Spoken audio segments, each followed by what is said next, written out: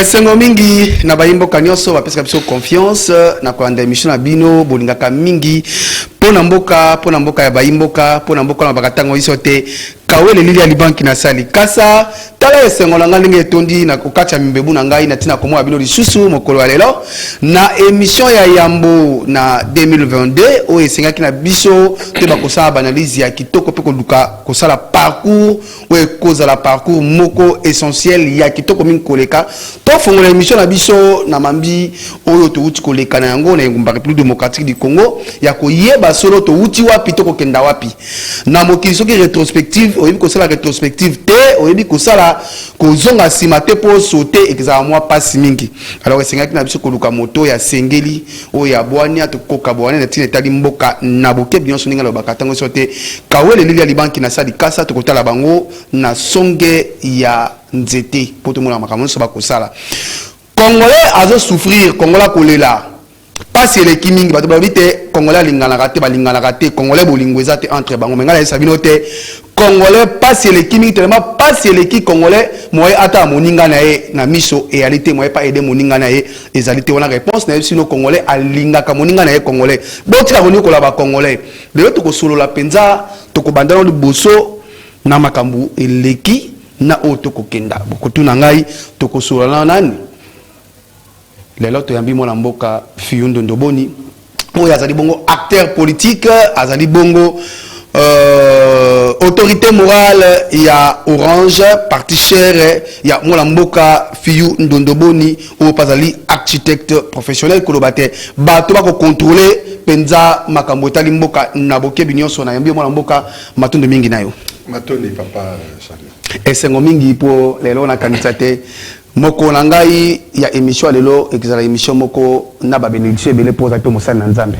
nangolo ya nzambe nyonso koleka malamu po ebi ete nzambe apesi so mobu masika esengeli ete chaque fois tozoli kambo ya sika surtout eza lokola mobu ya sika kozomisela ye matondi et voilà pourquoi émission ya liboso il faut azwa matondi nyonso parce que soki apesi biso mpe mabomoi te tokoka mpe kozala na plateau te yango matondi ezonga epai na ye le coup mopénionso et ont attrapé pas d'ailleurs dans les colopes. Moi, mboka Fiyundu Ndoboni membre ya Union Sacrée ya bosembo zalite bisika sur na kenda kala ndaka ngai lelo to komi na ekuke ozongi saboni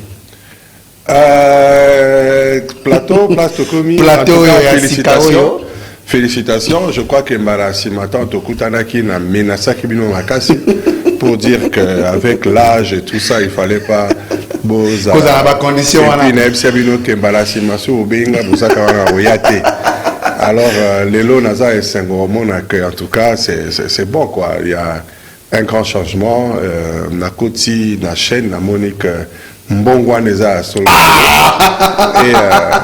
on a appelé ça matondo mingi na mwana mboka Jean-Pierre Bemba lokola autorité morale ya chaîne matondo mingi na mwana mboka honorable Raphaël Kibuka matondo mingi na ba cadre nyonso ya CCTV ba agent o ba pesa ki confiance na mwana mboka Raphaël Kibuka pour promettre kite chaîne oyo ko pesa image ya autorité morale na yango nazondi epa na mwana mboka Fiyundu Ndoboni mambi mingi ezali ya kosolola auto solola déjà na yo to fongola donc bato bakomona yo bayebi makambo nyonso to solola alors to mekasko ko fongola po to zongi mwasi ma po to ta liboso to kokende ndenge nini donc soki na tuna yo na bokebi nyonso ko yebisa biso nini na mambi etali état de siège toza wapi bon état de siège ezali beaucoup ya rapport oyo que action esalame na 2021 depuis 2021, Makamozala qui est belé, en dehors il y a question sécuritaire, il y a état de siège.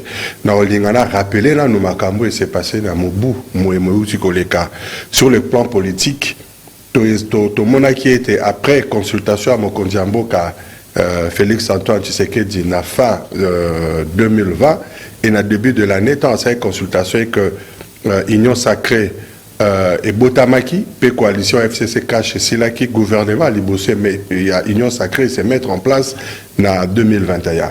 Donc sur le plan politique, parmi les réalisations à Mokondiamboka, en 2021, tout le monde a été promesse à Pesaki, tango asala qui discours na ye na diaspora pour le bakako déboulonner système existant à matérialiser des boulonnage par la mise en place de l'union sacrée.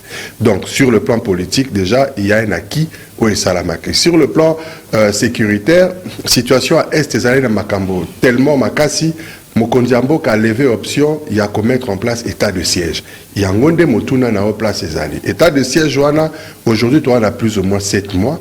Il est vrai que la situation à Est, Eza, la Bambou, les Bélé, c'est sali, système mobile est implémenté, qui réseau mobile fana qui est en place, mais état de siège au Mokondiambo qui a lancé qui peut apporter peine à Est, Eza n'a pas avancé significatif nango. Pourquoi?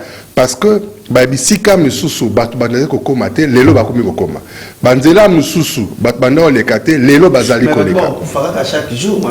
Oui, ezali mawa effectivement batbaza kokufa mikolonioso. La kanisa kutu soko se rappeler le 25 décembre biso to ko fêter na kinto ko soki to ko beta ba kano mais ba ko tali sa biso moto ba to ba se ko kwa bongo bombe na kata terrasse oui, évidemment tout le monde a une situation les a déplorable toujours encourageant en termes mokete mais seulement il faut faire une comparaison avant état de siège quel était le taux de mortalité dans le secteur wana na sikoyo après état de siège. Ce qui te sali exercice, on va se rendre compte que avec état de siège, bien que ata mowe moko accueilli, ils a pas si pour n'amboka mopimba, mais si tu sali comparaison, tout le monde avec état de siège, toujours qu'il y a une tendance, il y a réduction du nombre de morts.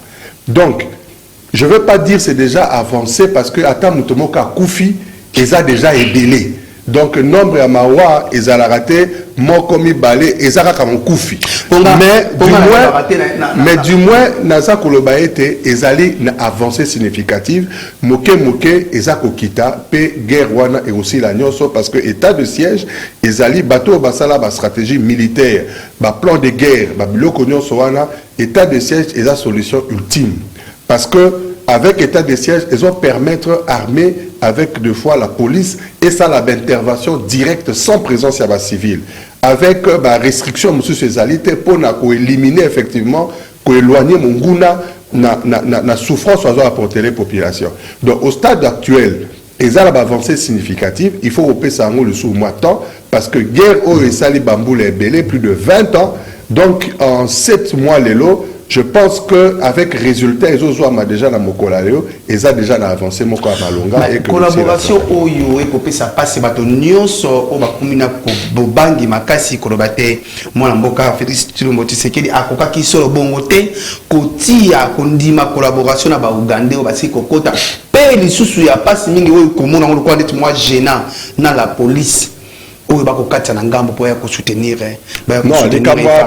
que vraiment une déclaration officielle soit il y a gouvernement sur cette question, il y a police ou autre, il ne faut pas faire de déclarations parce que on a communication sur les réseaux sociaux. Il y a armée ougandaise, oui, mais police, ceux qui payent un bon kasongolo to pakala, on a confusion se passer dans le cadre des réseaux sociaux. Bloc on a à moins que porte-parole à gouvernement, tout message officiel et ça m'a dans ce cadre-là. Vous voyez que pour gagner Bitumba, et il y en a d'une manière générale 3 possibilités. Sur le plan militaire, Mando qui m'a bétamine à terrain, sur le plan politique, sur le plan diplomatique. Et tout le monde Mokondiambo Kalelo, Azali, président en exercice à l'Union africaine. Et tous a 9 voisins basés en cercle Bissau. Donc la dimension stratégique, politico-stratégique pour régler le conflit dans Bissau est très importante. Et il faut éviter Monguna à la possibilité de créer base arrière. Et pas il y a moka ba voisin dans Bissau. D'où la nécessité il y a de travailler sur politique, il y a bon voisinage. Je pense que à part la dimension militaire, où tous a sur terrain, FARDC baza Mosala Mosala qui toko. Il y a la dimension justement diplomatique et politique où ils ont salama dans le sens que Bamboka wana où ils allaient et que servi ba base arrière na Banguna base à la impliquer dans processus et retrouver paix durable dans la région. Et ça l'avantage na Bango quand on a l'avantage na Bisso. Donc c'est dans cette stratégie politique Mokondiamboka a impliqué Bango non pas pour raison évoquer ceux qui sont goloto pakala non ils ont pour raison Pewana dans la région, et ça pour l'intérêt à Motonioso. Même aujourd'hui, avec le commerce transfrontalier et tout ça, ils ont senga assez que Bamboka Nyonso les Anakimia et que les échanges commerciaux et salama d'une manière aisée et paisible. Donc, tout ça, ça fait partie de la stratégie globale pour nous apporter Kimia et Libéla. Et en dehors même, il y a stratégie, parce que Kimia, il n'y a pas seulement dimension diplomatique, il y a également une dimension sociale, il y a Kimia. Parce que les loyaux, Ban et Belé, au côté à cause de la recruter, na milice, parce que soit chômage, soit bakendera classe T, soit maninérate. Une des raisons où il s'agit qu'on implémenter, même question à gratuité, il y a enseignement, pour être bas la base à la possibilité à Rotanga. Et que base à la induit la berreur moussoute. Ça, c'est l'aspect purement social. Et puis l'installation, il y a école d'apprentissage, d'être INPP, tout ça, n'a pas quoi on a pour être bas là-bas que la moussala base à occupation et que Monguna to ba rebelle nyo soana ba milice soana base à la possibilité il y a quoi influencer bilingue na manzela mabete. Tout ça, ça fait partie des solutions globales où Mokonzambo a implémenté pour na kini à libérer dans le secteur. Maintenant nous avons beaucoup fini de boni. Vous voyez que lelo surtout que sur la pinza mambi etali est ezali na tina. Boyebi pona nini ko bandeko bazana bila Kinshasa ba ko sepela ba sepeli ba leki na mobu ya sika ba kota mobu ya sika mais pas ezali parce que bato ba ko kufa na ndimité que ba oyo baza kuna ba perdre bandeko na bango bazana même esengo o bandeko bazana na ville ya Kinshasa na to kanisa bango penza tokosula penza tokoki po kotika la kaka na likambo ya état de service po kosala pasi mingi na motema po ya moto totala ba film na tesoki film ekosaka biso okomona américain a perdre ndeko na moko boye okomona ke bato mobimba balongwe penza bato mobimba ko libérer ka moto moko mais oya biso na est bato bakokufa nombre kuta kotanga ezalité mwana mboka fiundo de boni surtout zongi sima to kanisa malamu to molaki mwana mboka fiundo Tshisekedi Tshisekedi alobaki na bayi est que na koya kovanda awa tikile mboka na biso tikino este et kozwa kimia mais moi mboka peut me dire que d'accord sur na Kasai esi ba Kasai na koya ovanda na bino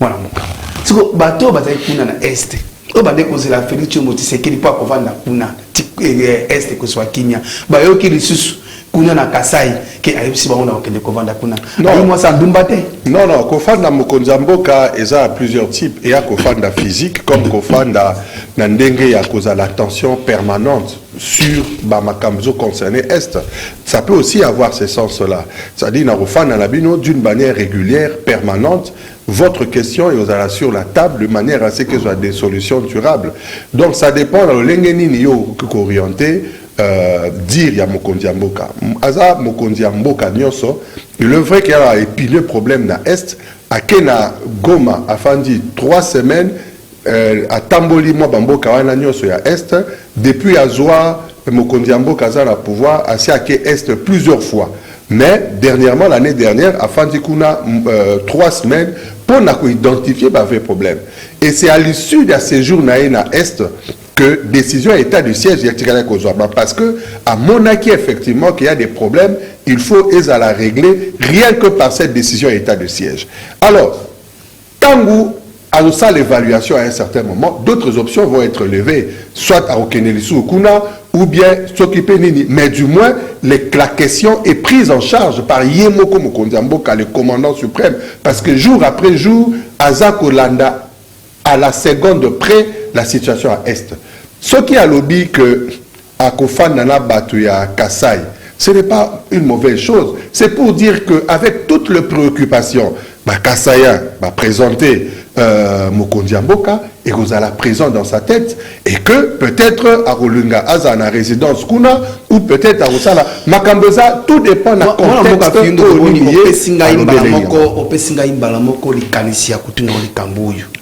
Natina Etali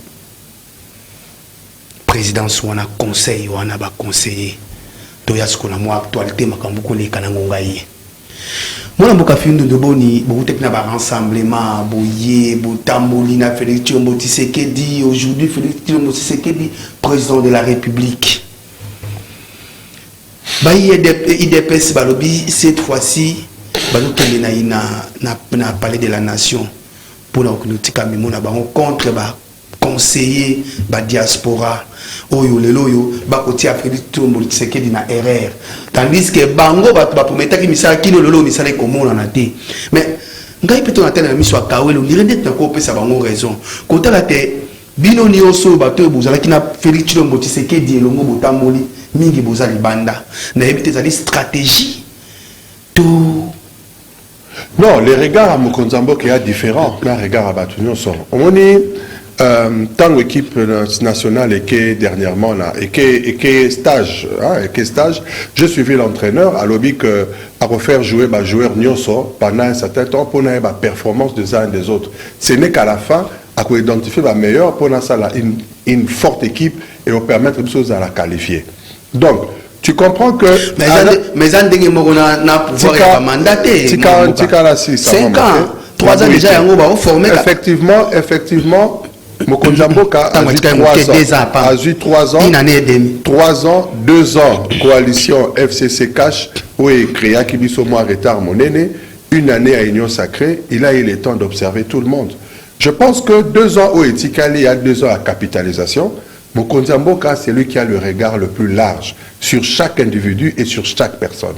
Et je pense que pour atteindre l'objectif, où assassiner par rapport à 145 territoires où biso to maboko pour être objectif wanezalata yemoko ayebi nani rozala libanda nani rozala nakati nani rotikala mais réaction il y a ba militant à IDPS et réaction démocratique. Nous sommes en démocratie, donc besoin exprimer un mécontentement. Ils allaient conformément à notre constitution, on ne peut pas les empêcher. Même à n'importe quelle personne. Même à mais plutôt que déclarer que le gouvernement où il y a Kabila, les autres ont mal monté, mais où il y a Penza, il y a Bino, il y a conseiller, il y a Kondongo, je pense qu'il y a de la part de choses qu'il faut faire. On peut avoir au salut opposition, ce qu'aux acteurs politiques. Mais tu n'as pas la capacité aux un homme d'État.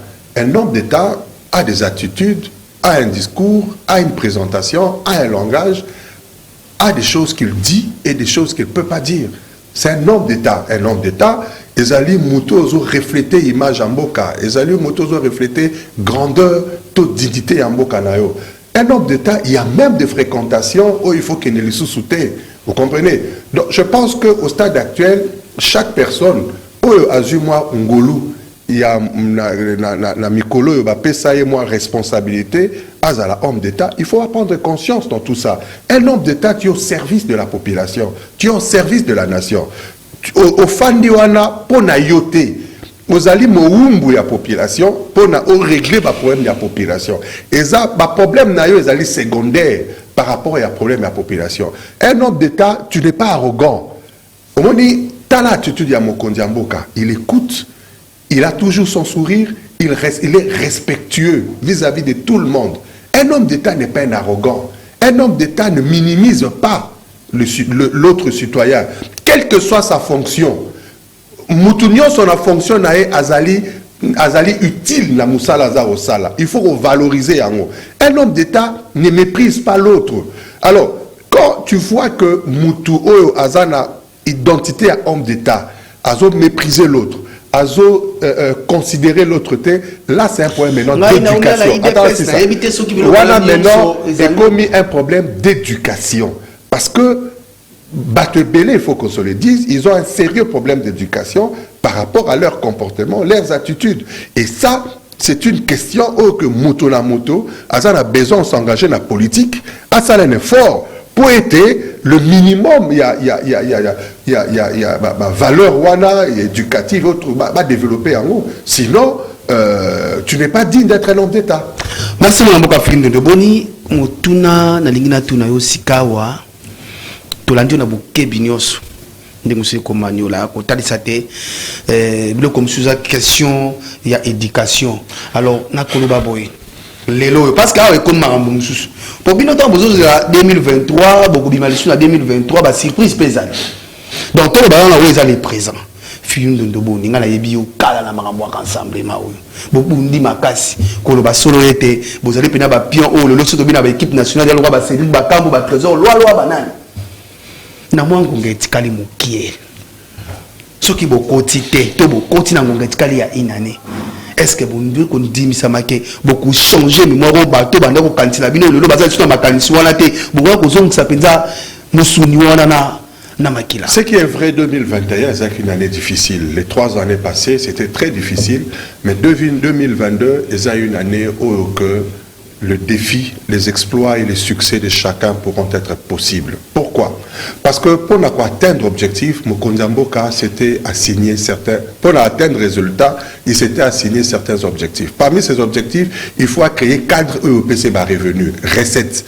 Et en 2021, il a réussi à faire passer le budget 2022 autour de 10 milliards de dollars. C'est avec le 10 milliards qu'on commence l'exécution réelle. Il y a plan de développement en Mboka. Alors, pour avoir ce plan de développement, il s'est engagé à Kende partant de la base à Batati Ikolo, avec l'option de mettre en place des équipements de base au sein de 145 territoires. Pourquoi l'équipement de base? Parce que l'équipement de base, fonctionnalité à territoire wana, et vous permettre effectivement fonctionnement en Mboka. Parce que là, l'administration va fonctionner, parce que là, l'éducation est aux alamalamu, parce que là, la zone de santé est aux alamalamu, parce que là, l'activité agricole est au salama, parce que là, l'activité à pêche est au salama, c'est parce que là, Mosala est qu'on s'est trouvé là, dans l'entité territoriale locale. Et va permettre à ce que stabilité, circulation financière, organisation et salama à l'interne, et que développement en Mboka et salama de manière globale. Tous allez toujours habitués, Kinshasa, Lubumbashi, province orientale, peut-être Kisangani, Matadi, tout ça. Tout le reste, les lots qui Mboka, Bandaka, Gemena, tout ça, ce sont de Mboka et Koufa. Mais du moins, avec cette vision à développement et à territoire, en fait, le pays va renaître parce que le cash d'abord, la disposition financière est circuler dans les 145 territoires, l'emploi va se créer là-bas et la vie va renaître dans ces 145 territoires. Et voilà un peu l'intelligence stratégique que Mokondamboka a implémentée et qui commence cette année. Et je suis convaincu que les 3 années qui ont été perdues, et que vous allez récupérer dans un court délai avant 2023. Je suis convaincu. Pour la question sur l'autonomie, moi, je suis et là, comment on peut étiqueter le tribalisme. Tribalisme est l'andi dans le gouvernement il y a Samalokonde. Samalokonde, ce qui est Samalokonde, ce qui bon, premier ministre. Tout ce que nous avons, bandeko nyonso bako yingira lokola na ba poste ya ba ministre. Soko tali uliazwa moto aza maele atia ye po makambo kende liboso azui mwana kasi na ye azui noko na ye azui nani okuna e komi ko bebisa musala o lelo moto nyonso ko tala ka tangi classe na ye awo mwana na kata mboko po azwa musala ese ngaka moto nga fona yeba mais eza lisusu ya ba papier to yeba kate na kopesa ndakisa ko tala ndakisa lelo ndenge bandeko na biso ya ba professeur bakolela na ngonga yeba ko bate moyi nzangi makambo musala ko sepesa bango te. Kotala liste, kotala liste ba ordre de mission, okomona kaka ba moyindo, banzangi, banani, mwana mboka surtout ko continuer soki ya solo beaucoup lingate na 2 ans etikali pe na inane etikali bosali kama malonga boko continuer kaka na lolenge ya bato lolenge wana to et cause un système quoi ya sike. Question tribale d'abord c'est aberrant ezali vraiment aberrant et puis ezali terre à terre cause à la pensée tribale. Parce que le Congo est conscient à plusieurs tribus. On a besoin de développement, on a besoin de compétences. Mais bon, on a oublié quand même que il y a solo bateau basé dans la carte du ministère. C'est vrai. C'est de découvrir donc de découvrir quand on a ordre de mission pour comprendre ce vrai fléau wana apparemment ils ont rongé Mboka. Et toute personne il faut avoir conscience que le tribalisme est vous faire avancer Bissoté. Et l'histoire du pays nous montre que à chaque fois qu'il y avait des comportements tribaux, Mboka banek ozonga sima. Chaque fois toi on fungwa matoza ali boke comme nation, Mboka ezokende liboso. Donc, j'exhorte toutes les personnes qui au bazar dans la situation ndengwana bazonga dans les conditions normales, de manière à ce que va favoriser compétences. C'est dans ce sens-là que Bisso, en tant que parti orange, on est en train de finaliser notre proposition de loi sur le tribalisme. De manière à ce que tout Coca-Cola réglé par cette loi-là sur cette question. En tout cas, avant session, il y a mois de mars, loi Ana et Kokota. Proposition de loi Ana et Kokota. Donc, c'est pour l'objectif des alliés. Les alliés pour être ceux qui ont la possibilité, à la capacité de mon côté, il y a une décision pour régler la question à compétence. Du moins, la loi est contraindre à ça. Donc, voilà pourquoi on a défini ma sur la proposition de loi pour être une contrainte, parce qu'il faut travailler à bâtir nation congolaise. Nation la Fofana. À un certain moment, la réalité à nation est fandaki. Mais le comportement, il y a tribalisme de par les leaders politiques, responsable à tous les niveaux. Et ça, c'est que et je pense que c'est une question vraiment importante. Et c'est chaque acteur politique, chaque moto a une responsabilité quelque part, à battre le pays pour avancer, a besoin de compétences. A besoin, il y a Théo, Ndeko, Sokinini, a besoin de compétences. Si Ndeko a la compétence, il n'y a pas de problème. Mais du moins, il faut un certain équilibre par rapport il y a ma richesse nous surtout dans la carte mboka pour que mboka que n'aimons oui puis nazotala nazoseka pe nazoka passe tout nangani passe pour la Cameroun to nazotala yo nazosenga na Félix Tshisekedi acha ta conseiller peut-être soit dans ba conseiller ya moya ta misatu ndenge Kabila alelaka na 15 personnes makambo ko changer pour ba conseiller baza bilongia chef de l'état ba conseiller bazo ko représenter chef de l'état donc ils ont moi passé parce que surtout côté na makambo na comment ezalaka million na million tozana mo mboka fino de boni oya zali bongo merci pour la observation pour la en tout cas na kanisa même ba imboko ba kolanda o ba yedi ba intervention na yo na ngongo ba koloba même likambonga na koloba pour biso na émission pour la mboka bato ya mbamuto la ka souvent boko mona lolengi ya bato ba ko commencer tout le monde bato ba komi mingi na moto to ba disco ba recherche donc bato na ba yebi force ya fin de boni comment asa moto moko asa intègre parce que jusque là moi to ba no mabezate pour ba pression responsabilité moko te oyo au BBC mais ko tala déclaration dans la télévision et qui n'a pas pensé à encadrer quand moi qui dans la longue ou le quoi ya bana nzambe nde na yo kimma wana lobi na bandele susu ki Félix Tshisekedi Tshilombo kolanda ngai na ba conseiller o ba ko sala mambo salité ya bosoto ba obesa image na yo tala rapi bana mboka ba film de boni bokuta na bona ba rassemblement et koza malamu mingi moi na mboka na zongi epa na yo na likambo etali na tinetali réforme électorale avant on a kota kuna bomoni bisika to uti FCC cash lelo kuluba pina bo sembo nyonso FCC aza penza intéressé te na makambo nyonso ekoleka kuna na seni même ata ba délégué bo tiko zwawa bolobi boy bango baza na bon penza intéressé te est-ce que vous a penza kondimisa masolo ke avec seni ya kadima to kende bongo Mokonzi Mboka a sali déclaration a salaki discours na congrès que la machine est mise en marche, le train a quitté la gare, prêt à élection et bandit. Donc le bureau affiche complet, les lots, que va valider, tout va valider, ça c'est un problème interne, il y a organisation à Bango, mais aujourd'hui CENI est opérationnel. Le gouvernement a mettre des moyens à la disposition à CENI, à Bandamoussala Nae. Donc cette année, le rythme va s'accélérer, certainement avec publication à calendrier électoral. Pour être moto na moto aeba ko s'organiser.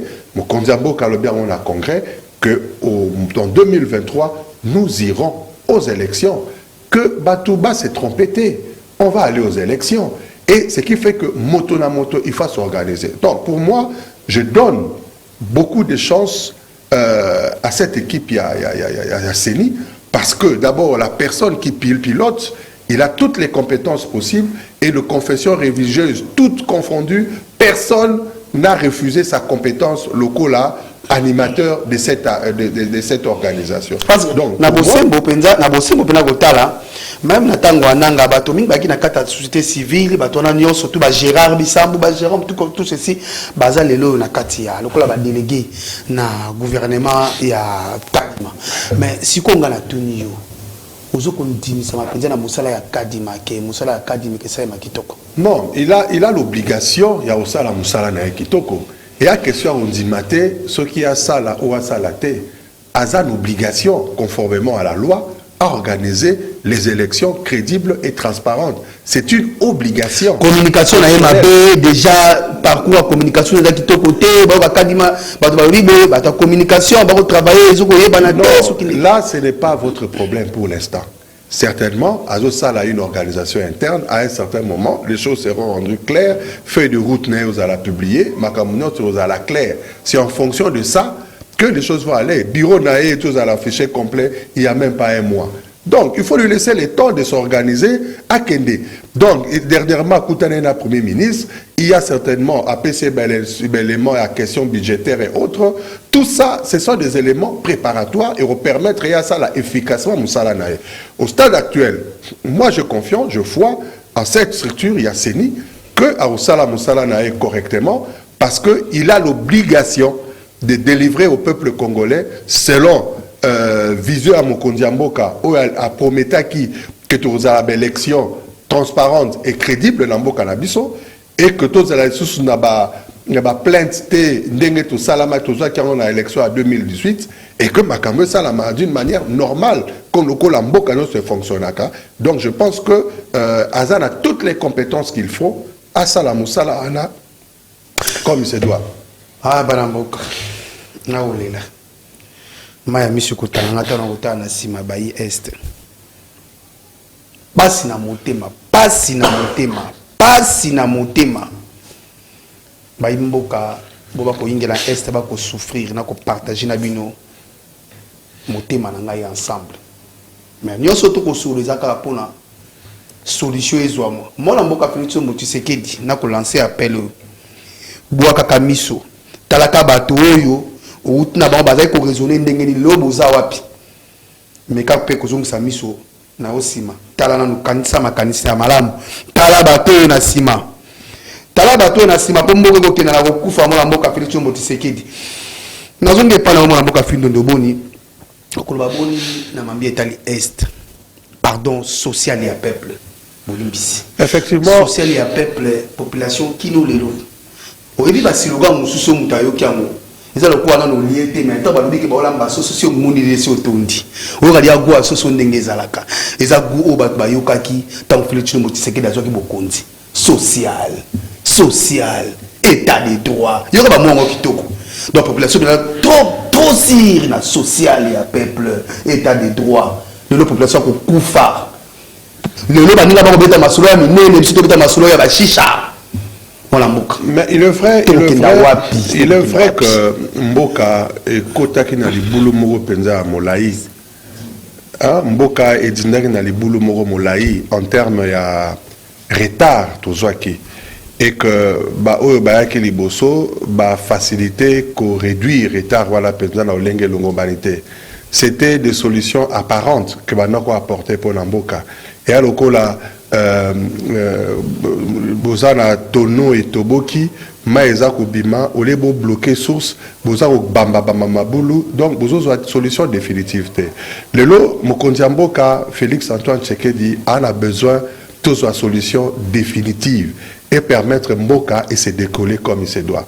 Nyako limbolango na illustration moko omoni moto soki azoki pota monene dans le col sala accident azoki mo pota monene tant en face il y a un médecin ou un infirmier naé infirmier ana avant asala atonga pota wana akolinga sala nettoyage moko makasi na kati peut-être milange kotaki peut-être banzete mike kotaki na pota mama fine ezali na kati arosala nettoyage. Ce n'est qu'après ce nettoyage wana nde arobanda kotonga pota kimia ekota. Donc Mboka 3 années autolekisi oyo Mboka il fallait subir nettoyage à pota. Na nettoyage à pota wana moto aza la pota zoka pasi aza kolela. Peut-être organiser que médecin aza kobomae kosala mabe. Mais intention à médecin za kobomae te. Intention ezali ete ce qui a nettoyé pota wana azwa solution ya libela. C'est-à-dire tant kotonga mpota wana ezali infecté te. Voilà les grands travaux que Mokondiamboka osala. Avant au futabino malam, problème est IGF a verrouillé dans le bambo konyoso place et ben dans désordre.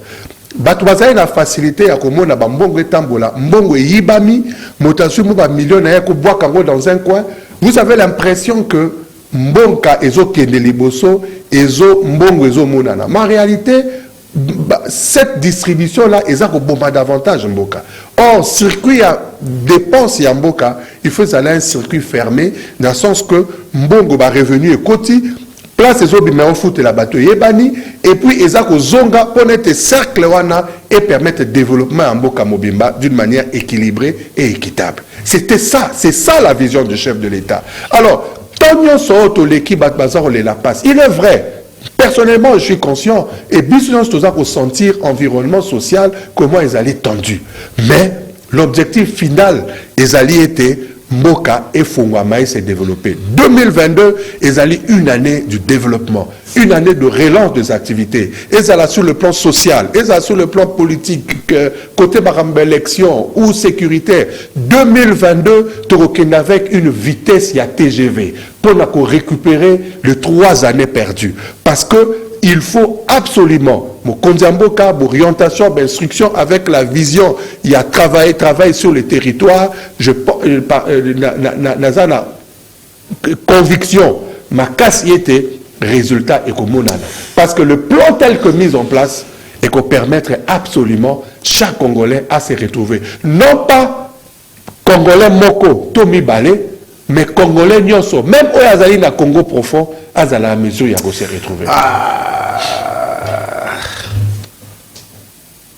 Moi, je suis un peu de tala banani ba kolanda mambo tali vision na yo banani baza na kati ya vision banani baza libanda moi mboka fini de bon na beti masolo ya social ya peuple ou da ki slogan na ba bien ki da ki slogan ba lembi na bango na kati ya bile opesi bango soki ba kwa patience et uza malamu mingi po ba lembi na kabutali social ba mona na bango résultat si catholique dans le camp état des droits. État des droits.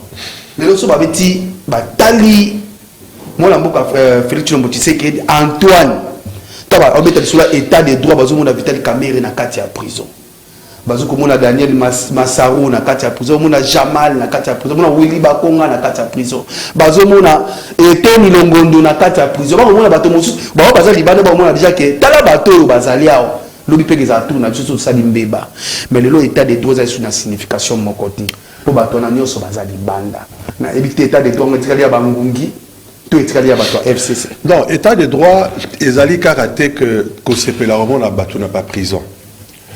Parce que les lois état des droits il faut considérer que ce qu'est prison, selon procédure judiciaire sans interférence. Ceux qui ont mis la prison, ont mis selon le principe judiciaire sans interférence. C'est-à-dire, l'état de droit, le pouvoir judiciaire a une autonomie, il y a aussi la Makambunae, Dengue et Longobani. Mais l'autonomie, on a que c'est la libertinage dans la justice. Voilà pourquoi Mokondiambo, dans le Congrès, a frappé sérieusement le secteur judiciaire pour Aïb-Sabangwe qu'il n'est pas satisfait. Aza contenté parce qu'aujourd'hui, le pauvre, Moutou Aza la possibilité makokite, Aza comme on a droit na été, Aza kozongelae, Dengue le rebani, même si Aza a raison. Voilà, Mokondiambo ka yemoko avant qu'on pose question ana. Yemoko na congrès, à lobby, à Gangi Likambouana, peut à interpeller le Conseil supérieur et la magistrature. Pour la colobaïté, Aza a besoin, il y a des sanctions et pas des juges. Mais moi, les loyaux, tant que tu as la bouquet, surtout comme on a été, tu as la francophonie à Congo. Mon taïb, il y a la francophonie, pour la francophonie, pas délocaliser à moi comme à Kigali. Mon taïb, il y a à Kewapi. Non, en fait, il faut détourner. D'abord, il faut poser ma question sur les choses qui sont vraies. On dit déjà que quand les prémices sont mauvaises, les conclusions également, les amabées. D'abord, les jeux à francophonie n'ont qu'égalité. Ça, c'est la première chose. Les alina nous, pour la Congolais. Ça, c'est la première chose. Il faut éviter spéculation que j'ai et qui attend beaucoup à mon côté jusqu'aujourd'hui. Ça c'est un. De deux, bambongo wana ezo na réseaux sociaux mutayi baki mbongo. En tout cas, détournement mbongo wana et salamate. Décaissement et ya makambo soloté. Makambo ya lokuta. Ba imboka boko landa. Eza makambo ya lokuta. Ba imboka boko landa la boke makambo ya lokuta parce que sinon IGF mona IGF oyo. Alinga déjà vous allez sur ces dossiers là. Ba décaissement dans ce otanga ba 200 millions, c'était le budget que équipe il y a francophonie de l'époque a présenté qui yango pour atteindre l'objectif naé. À ça qui ma motivation naé pour justifier le budget pour dire que tout ça l'infrastructure à mon côté et singeli to tongagnoso. Il avait ses raisons bah ça là qui prévision budgétaire là bango pour atteindre l'objectif compte tenu des délais et tikala. Donc c'était tout ce que les gens spéculent racontent. Les amakambo lokuta batbazo lingaba nuire. Pas seulement image à chef de l'État, mais image également de certaines autres personnes. Il faut qu'on soit correct et honnête. Ce qui est vrai, batoba loba. Ce qui n'est pas vrai, batoba lobate. Pourquoi spéculer autour des choses où ils ont soloté? Merci mon amour café nous de bon ni ba konta sabso kuna to comme na suka émission na biso motuna ya suka na kozonga epa na yo na tina na mokuse peta poto kata émission. Parti Orange 2022 et bongisi makamoni ni ya kitoko. Parti Orange 2022 et bongisi makamoni ya kitoko. Déjà ce samedi nous tous en armaï ma rencontre moko avec ma cadre à parti pour te mettre en place le plan. On a dit na moto mabe Orange. Donc comment on dit comme toi là Orange on kaka indo no comme tout le monde ni Orange. Moto wana okota wapi et a repli stratégique. Okota ki wapi nulle part Ngolo Nzambe et a repli stratégique. Et 2022 Boromona binomoko la parti Orange. Tu toujours avec ta couleur, ça veut dire Orange en place, toujours présent, couleur orange et aux autres la place. À tout le monde la couleur orange et aux autres. Donc 2022, et ça nemoko que tout ça aux ongles au vrai sens du mot, avec une vision et sur Tina 2023. Tina 2023. Donc Batouboz à la Kimia, nos militants qui sont éparpillés à travers le candidat président de la République. Non. Non. Biso toza ko accompagner Mokonzi Mboka. Mokonzi Mboka, il faut aussi ça 2 mandats naé. Oh que à bandi deux mandats naé ici litoro soutenir pour les 2 mandats ils a un grand succès. Oh il y a liboso Simba, il y a mis balé pour gagner l'élection et Simba sous. 3e mandat, on a enfin 3 dans 2028 et à Makamoussous parce qu'elle a droit à 2 mandats. Donc, parti Orange 2022, toi, on a comme malam tout ça kobongisa. Bah plan, te mettre en place, toujours travailler avec toutes les équipes pour que avec communication efficace, population baromona, local la partie Orange a récupéré leadership. Encore directement, balamao Félix Motisekedi, à Rubenda Neema. Donc, nous sommes les temps merci mon amour, fini de bon la matin de mingi. Merci Nabaï Mokano, ça va ser bongo, Kokwapenda, Ngonga, Yakwandabisson, et de Kapsia, Kokan, Congo Télévision. À travers l'émission pour Namboka, Yabaï Mboka, émission de Moramongo à population. Tony Peni Abakondi, merci na équipe technique, ça qui bongo, Kopesa Bisso, ba image à Kitoko, Pepeloto, comme moi, Nangongaïe, ou Bokota, Nangongaïe. Merci na Mboka, Moron Zambé. Merci na Mboka, héritier. Merci na Mboka fiston pe merci mingi na bande connaissance bazo ki libaku to kutani lobby na numéro muswa sika matondo mingi.